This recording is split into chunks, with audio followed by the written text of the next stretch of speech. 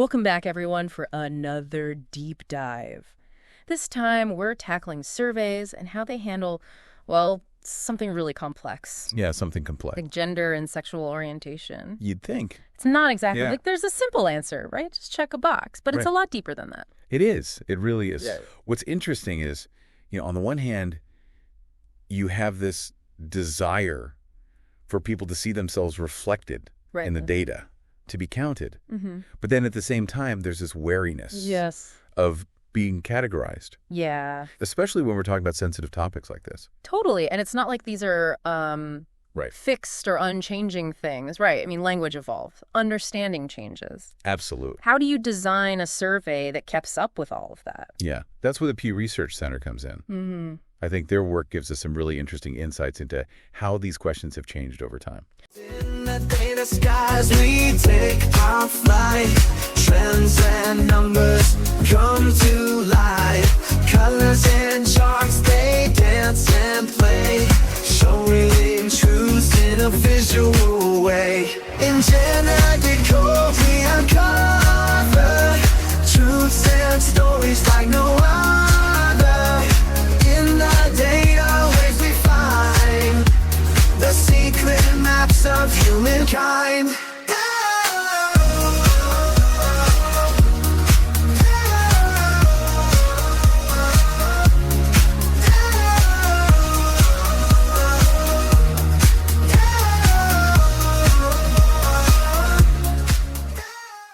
Today, we're going behind the scenes with a report from Name of Organization. Okay. They are experts in survey research, and they're shedding light on all the challenges and, get this, innovations happening in this field. Motivations. In surveys, I'm intrigued. Yeah. But first, surveys love their categories. They do. Like they're neat little boxes to tick. Yeah. But when it comes to something as personal as gender and sexual orientation, Right.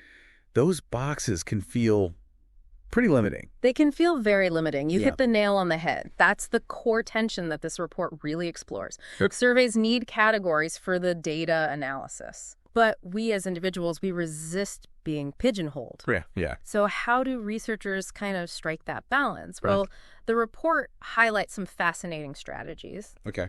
So, for instance, just tweaking the wording can drastically change how people respond. Really? Okay, give me an example. They found that simply changing how they asked about gender Okay.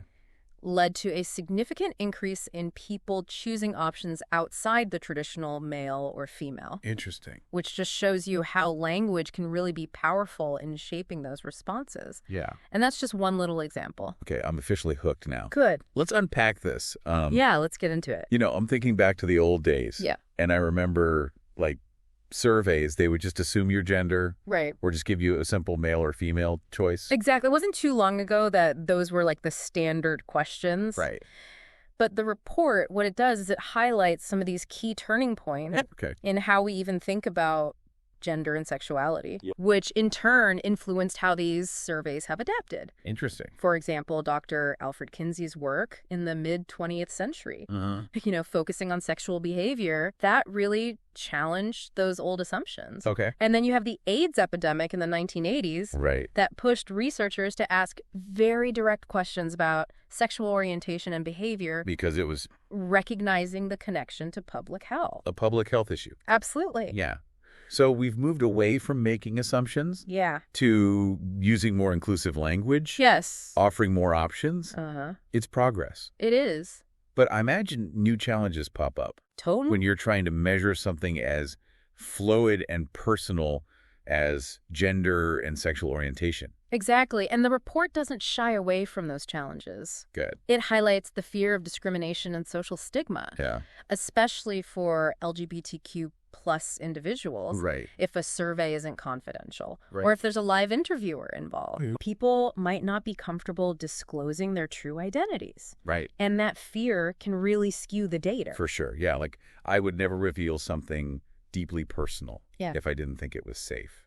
And then you have the whole issue of language, which is my God. constantly evolving, Right. especially when it comes to gender and sexuality. It seems like every day there's a new term. Yeah. So the report cites a 2022 survey Okay. where a significant portion of Americans admitted they had never heard of terms like non-binary or gender fluid.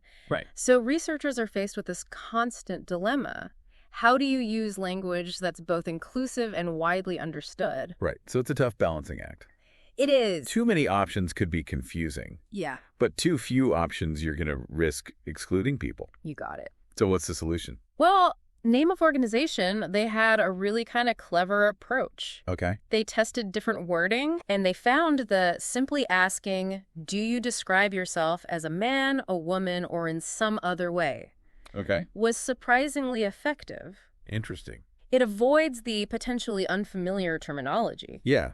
but it still creates space for those who don't identify with the traditional binary. Right. Right. It seems so simple, It does. but clearly a lot of thought went into it. A lot of thought. But even with the most carefully crafted questions, Right.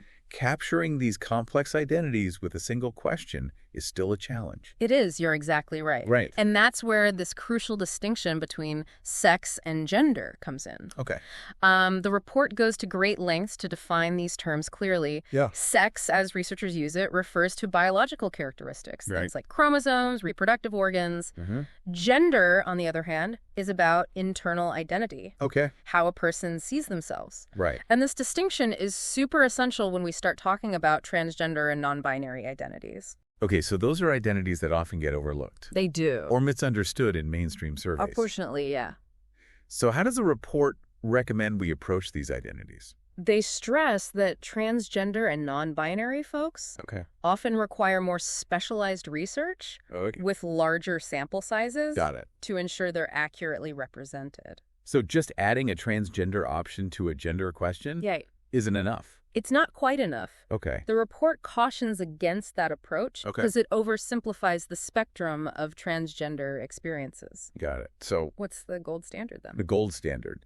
They recommend asking separate questions Okay. about sex assigned at birth Uh-huh. and gender identity. Okay. This allows individuals to express their identity more accurately Gotcha. and provides researchers with more nuanced data. Wow. We're really starting to see how layered this whole issue is. We are And we haven't even delved into sexual orientation yet. not yet. And I'm already mind blown by all these insights. There's more to come. Wow. So buckle up. I'm ready. We'll dive into the nuances of sexual orientation in part 2 of our deep dive. Okay, sounds good. All right. Looking forward to it. Welcome back. Before the break, we were unraveling how surveys approach gender. Yeah. Now let's turn to sexual orientation, Okay. which I imagine has its own set of complexity. Oh, absolutely it does. So what does the report say about how researchers tackle this task of measuring sexual orientation? Well, first off, they point out that sexual orientation is not just a simple yes or no question. Right. It's multifaceted. Okay. So researchers, they often consider these 3 key dimensions: Okay. identity, behavior, and attraction. So someone's sexual identity might not always align with their behavior Exactly. or who they're attracted to. Yeah. Think of it like this. You might identify as straight, Yeah, okay. but find yourself attracted to someone of the same gender Okay. or engage in same-sex behavior at some point in your life. Interesting. These 3 aspects Yeah. don't always fit neatly into a box. Right. It's a reminder that human experiences Yes. are rarely straightforward. Rarely. So how do researchers even begin to capture this complexity in a survey setting? Well, a lot of times they'll focus on sexual identity Okay. because it's kind of the easiest to measure with a direct question. Yeah. You ask someone, do you consider yourself? Right. And then you list common identities like gay, lesbian, bisexual, straight, Right. and so on. But if those categories don't always reflect the full picture, Right. doesn't that limit the data? Yeah, you're sharp. That's precisely the limitation that the report acknowledges. Okay. Relying solely on identity labels Right. doesn't capture the full spectrum of human sexuality. Right. And plus, as we discussed with gender, Yes. the language we use for sexual orientation is evolving too. It is. Yeah, it's constantly changing. Like so many people are adopting terms Right. beyond those traditional categories. Yeah. And some people reject labels altogether. Absolutely. So researchers are constantly refining their methods and language to be as inclusive and relevant as possible. So how do they do that? Well, the report offers a really interesting example of this. Okay. Instead of using the term heterosexual, Okay. which could be unfamiliar to some, Yeah. they use this phrase straight, that is not gay or lesbian. Got it. So sometimes you have to sacrifice a bit of elegance for the sake of clarity. Right. And I imagine translating these concepts into other languages presents a whole new set of challenges. It does. It's another layer of complexity they highlight. Okay. For instance, they talk about translating the sexual orientation question into Spanish, where finding direct equivalents for straight or gay isn't always straightforward. Wow. It makes you realize It does. how much cultural context plays into these seemingly simple survey questions. It really does. So with all these challenges and evolving nuances, what does this mean for the future of research on sexual orientation? Well, the report really emphasizes the need to continuously evolve survey methodologies. So we have to be creative. You do. And adaptable in our approaches. Absolutely. I mean, it's like trying to nail jelly to a wall. Yeah. How do you measure something that's constantly in motion? Right. It's a tough task. Yeah. No doubt. And it's also essential to remember that research doesn't happen in a vacuum. That's true. It's influenced by the social and political climate. Absolutely. I mean, think about it. Yeah. Certain social or political climates Right. might make people less likely to disclose their true identities, Exactly. even if a survey is anonymous. You got it. That's something the report touches on as well. Okay. It really underscores that while progress has been made in recognizing and respecting diverse sexual orientations, there's always that potential for setbacks. Right. So researchers have to be extra mindful of those external factors. They do. And how they might influence people's willingness to participate, honestly, in these surveys about such personal topics. That's exactly right. And this brings us to a crucial point. Right. Understanding how these questions are asked and how those external factors might be influencing responses is essential for anyone who encounters survey data about gender and sexual orientation. Especially because we see these statistics. We do. They're everywhere. All the time in the news, on social media. At work, yeah. But how often do we stop and consider what's behind those numbers? Right, because knowing what we now know about how these identities are measured can dramatically change how we interpret those findings. It can.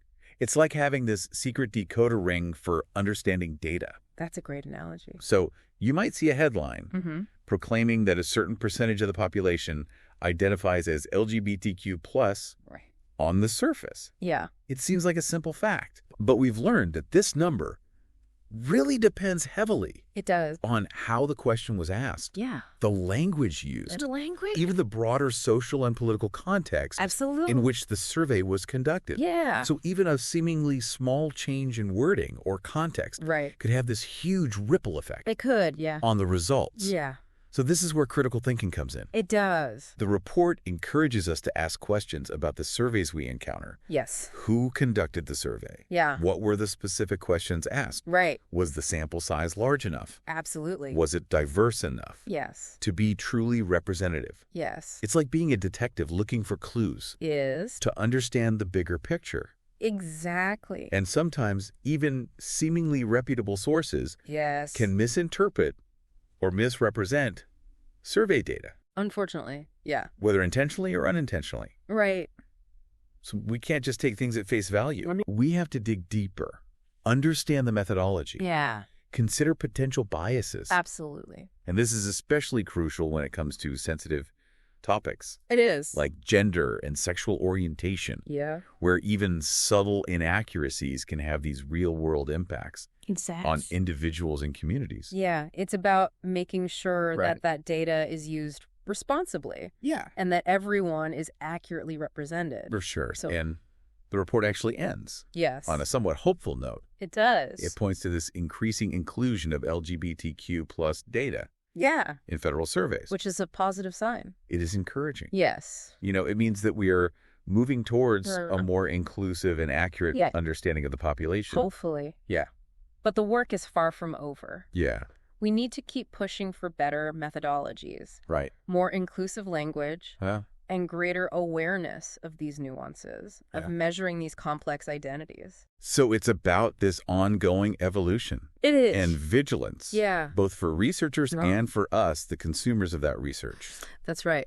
Here's a final thought to kind of leave you with. What? Imagine you come across a survey about gender or sexual orientation in the news or online. Yeah. Knowing what you now know Yeah. about how these identities are measured, Right? will you look at those numbers with a more critical eye? It's a powerful question. It is. And I really hope our listeners I hope so, too. will take that question to heart. Me too. Because ultimately, this deep dive has been about empowering you. It has. To be more informed and discerning consumers of information. You got it. And to remember that behind every data point, there's a human story. There is. Waiting to be understood. Absolutely. So true. Thanks for joining us on this deep dive. Thank you for having me. Until next time, keep asking those questions. Yes. Keep exploring the world with curiosity and an open mind. That's it. Welcome back, everyone. We've spent the last 2 parts of this deep dive exploring how surveys try to measure something as personal and complex as gender and sexual orientation. We really have. And now it's time to bring it all home. Okay. Why does all of this matter to us, the listeners, the people who aren't necessarily out there designing surveys? Yeah. But we see these results all the time. Absolutely. So why is it important? Well, we see these statistics about gender and sexual orientation in the news, on social media. Everywhere. Maybe even at work. Yeah, they're everywhere. Yeah.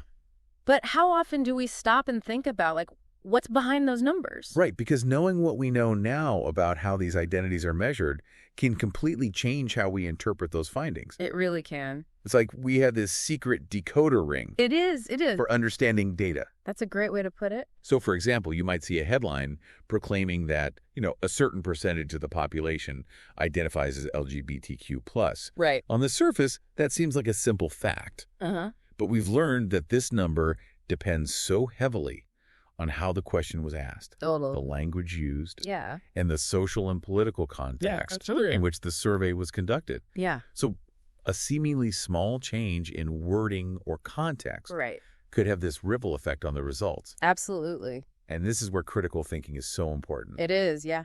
The report encourages us to ask questions about the surveys we encounter. Absolutely. Like, who conducted the survey? What were the specific questions asked? Was the sample size large enough? Diverse enough? Was it representative of the population? Yeah, to be truly representative. Yeah. It's like being a detective, looking for clues. It is. To understand the full picture. Right. And sometimes even seemingly reputable sources. They can Misinterpret or misrepresent survey data. Unfortunately, yeah. Whether it was intentional or unintentional. Right. So we can't just take things at face value. Right. We have to dig deeper. We do. Understand the methodology. Understand it. Consider potential biases. Yeah, absolutely. And this is crucial, especially when it comes to sensitive topics like gender and sexual orientation. Right. Because even small inaccuracies can have real-world impacts on individuals and communities. Absolutely. It's about making sure that data is used responsibly and that everyone is accurately represented. Right. And the report ends on kind of a hopeful note. It does. Pointing to the increasing inclusion of LGBTQ+ data in federal surveys. Yeah, which is a positive sign. Which is encouraging. It means we're moving towards a more inclusive and accurate understanding of the population. Yeah. But the work is far from over. It's not. We have to keep pushing for better methodologies, more inclusive language, greater awareness of the nuances of measuring these very complex identities. Yeah, it's an ongoing process. So it's about this ongoing evolution. It is. And vigilance, both for the researchers and for us, the consumers of that research. Absolutely. Here's something to think about. Okay. Imagine you come across a survey about gender or sexual orientation. Okay. Maybe in the news, maybe online. Yeah. Knowing what you now know about how these identities are measured, will you look at those numbers a little differently? Will you consider all the complexities that we talked about today? I hope so, because at the end of the day, this deep dive has been about empowering you to be a more informed, more discerning consumer of information, and to remember that behind every single data point, there's a human story waiting to be understood. Thanks so much for joining us on this deep dive. And until next time, keep asking those questions and keep exploring the world with curiosity and an open mind.